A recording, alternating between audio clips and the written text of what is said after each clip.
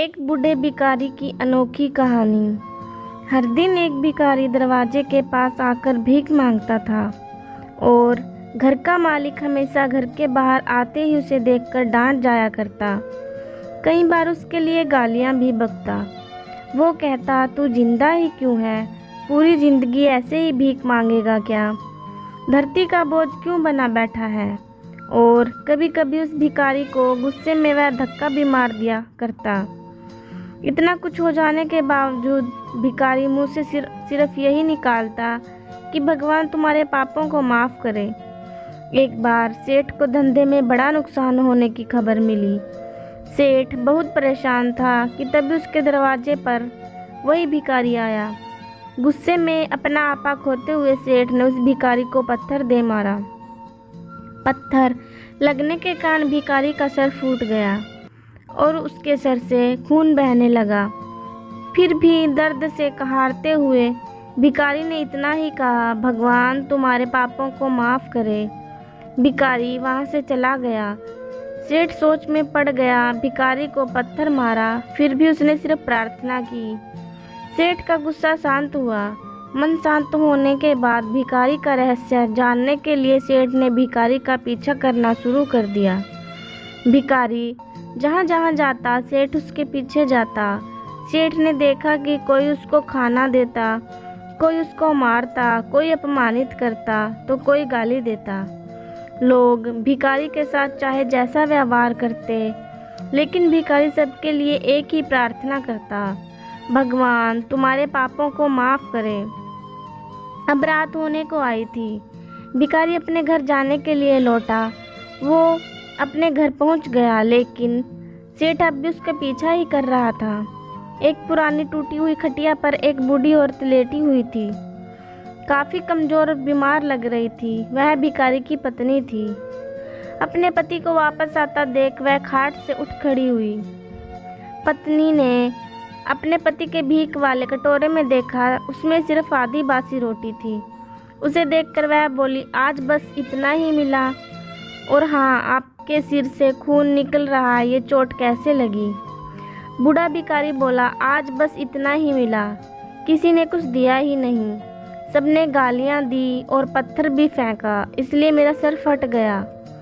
एक गहरी ठंडी सांस लेकर बूढ़ा भिखारी फिर से बोला, यह मेरे ही पापों का फल है।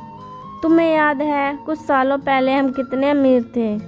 क्या कुछ नहीं था हमारे पास हर चीज़ ज़रूरत से ज़्यादा थी, लेकिन हमने कभी दान नहीं किया। और उससे भी बुरा हमने उस अंधे भिखारी के साथ किया जो हमारे द्वार पर भीख मांगने आया करता था। बूढ़ी पत्नी की आंखों में आंसू आ गए। वह बोली, हाँ, हम उस बेचारे अंधे के साथ बहुत बुरा करते थे, उसका अपमान करते थे, उसे खाने के लिए रोटी की जगह कागज़ दिया करते, उसका मजाक उड़ाया करते और कभी कभी मारा भी करते। मैंने कभी उसको रास्ता नहीं दिखाया। एक बार मैंने उसके मुंह पर मिट्टी भी फेंकी थी और वह हमेशा दुखी होकर यही कहता था कि भगवान तुम्हें तुम्हारे किए की सज़ा देगा, भगवान तुम्हारे पापों की सज़ा ज़रूर देगा। उसका श्राप सच हुआ और हम इस दुख भरी ज़िंदगी में आ गए। भिखारी बोला, हाँ, उसका श्राप सच हुआ, इसलिए मैं किसी को बद्दुआ नहीं देता।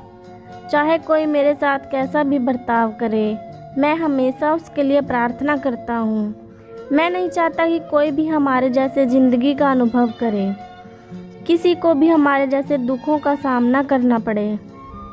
वो नहीं जानते कि वह कितना बड़ा पाप कर रहे हैं, इसलिए अनजाने में हुए पाप की ऐसी सज़ा किसी को भी मिले मैं नहीं चाहता। सेठ वहीं पर छुपकर यह सारी बातें सुन रहा था। अब उसे सब कुछ समझ में आ गया था। भिखारी और उसकी पत्नी ने वह आधी रोटी मिल बांटकर खाई और भगवान को धन्यवाद बोलकर सो गए। अगले दिन वही भिखारी फिर से भीख मांगने सेठ के घर के पास जाता है। सेठ ने पहले से गर्म रोटी उसके लिए निकाल कर रखी थी। उसे देते हुए सेठ विनम्रता से बोला, माफ़ कर दीजिए बाबा, मुझसे बहुत बड़ी गलती हो गई। बूढ़ा भिखारी बोला, भगवान तेरा भला करे। इतना कहकर वह आगे निकल गया। दोस्तों, इस कहानी से जो सीख लेने लायक है वह बड़ी ही सिंपल है कि आदमी चाहे किसी के बारे में बुरा करे या भला करे, लेकिन भगवान सिर्फ कर्म के हिसाब से उसको फल देता है। क्या हुआ अगर भगवान नहीं दिखता है, लेकिन यह बात बिल्कुल सच है, उसके खाते में सबका हिसाब बहुत पक्का होता है। इसीलिए जब किसी के लिए कुछ भी करो तो अच्छा ही करो। दोस्तों, कहानी सुनने पढ़ने के लिए आपका बहुत बहुत धन्यवाद।